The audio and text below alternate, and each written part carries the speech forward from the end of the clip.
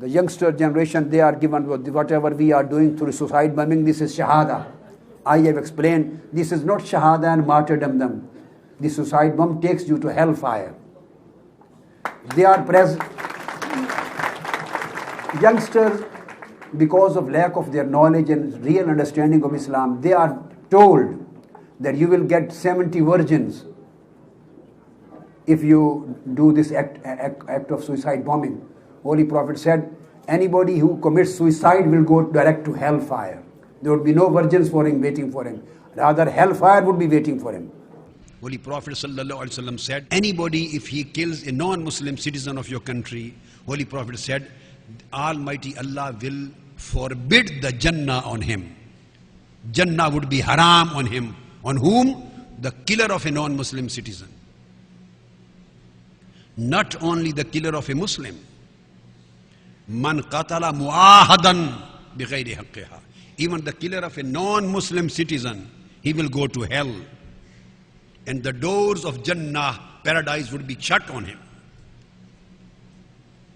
So we have to think over those people who are today fighting all over the world, who are committing the terroristic acts in the world, and they are claiming that their terroristic acts are jihad.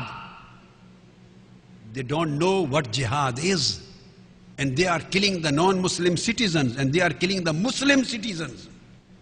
Nobody is allowed to kill any non-Muslim citizen of your country. Holy Prophet ﷺ said, Jannah would become haram on him. And again it is stated by Abdullah bin Amr radiyallahu ta'ala anhu. Holy Prophet ﷺ said, Man qatala qatilan min ahli dhimma lam yajid rihal jannah. If anybody kills any person who is a non-Muslim citizen, living as a minority in your land, Holy Prophet said, he will never smell the fragrance of Jannah. He will kept 40 miles away from the fragrance of Jannah. And Holy Prophet said, La ikraha fid deen. There is no coercion in Islam. There is no compulsion in Islam. There is no narrowness in Islam. There is no inconvenience in Islam. There should be no hardship in Islam. Nobody can compel any other person in Islamic land to become a Muslim. If anybody compels and coerces a non-Muslim in an Islamic land to embrace Islam, this act would be against Islam and against Quranic thoughts.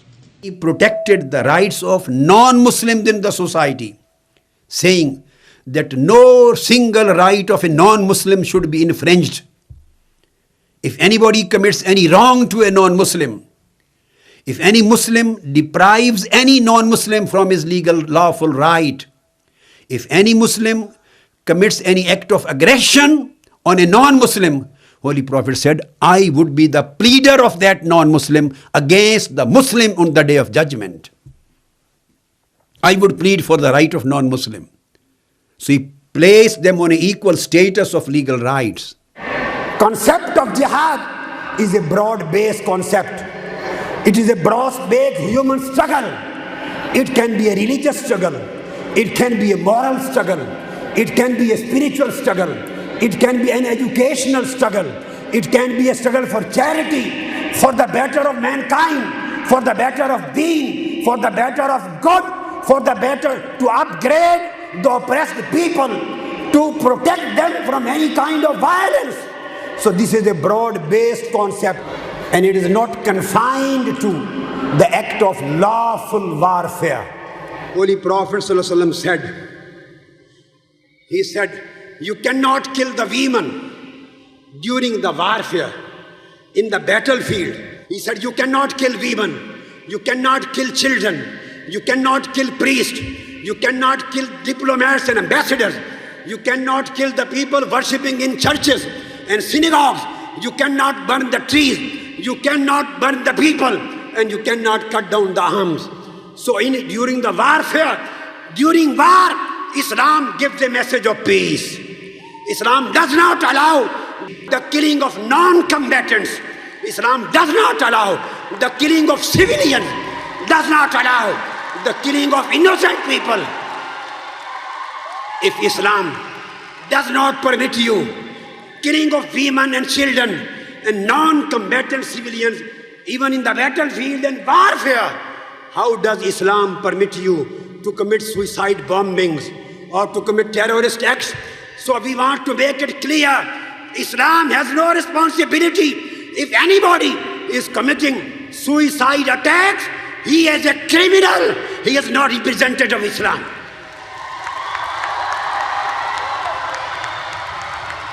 If anybody is committing any act of terrorism on any pretext, on any conditionality, that terrorist is a criminal. He is out of the ambit of Islam. He has no link with Prophet Muhammad, no link with Quran, and no link with Islam.